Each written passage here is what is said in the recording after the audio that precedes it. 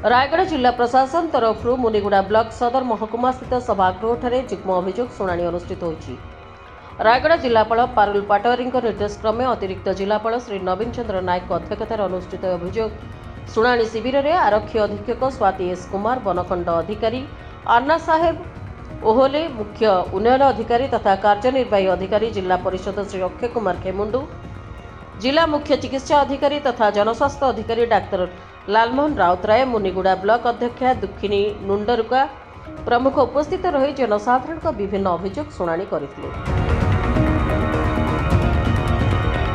59 अभियोग शिविर में ग्रहण करथिले। सेथिमध्यरु 55 व्यक्तिगत अभियोग थिबा बेले 4 गोटी ग्रामवासी मानकर अभियोग थिला। एही शिविर में विशेषकर आवास योजना रे घर, स्वास्थ्यगत समस्या, कृषि समस्या, भत्ता, गृह निर्माण और रेल विभाग भूतल रास्ता टिकरपड़ा शहीद लक्ष्मण नायक छकटारू टिकरपड़ा को संजोग हेउथुवा रेल विभाग फाटक को ओभरब्रिज निर्माण निमंते दाबीपत्र एवं अन्यान्य विभिन्न समस्या उपस्थापित होइतिला।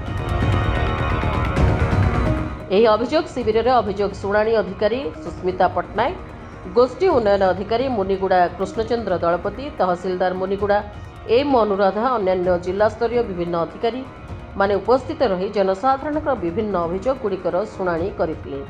एथिसह लिटिसा, कंधपाणी, धुआंपदर, कुमुड़ाबाली, सीपी चेयर, चकिता बाग, बाघ डंगरी, वाकिंग स्टिक, साबत बाग, तेलेंगा पदर बैटरी चालित मोटरसाइकल 3 जन को प्रदान करा जायथिला।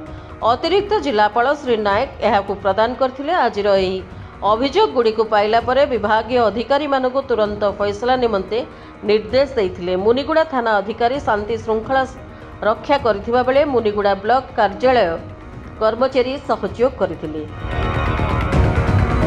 मुनिगुड़ारू विभू प्रसाद नाहक रिपोर्ट, रिपब्लिक ओडिशा, साधारण लोकंक स्वर।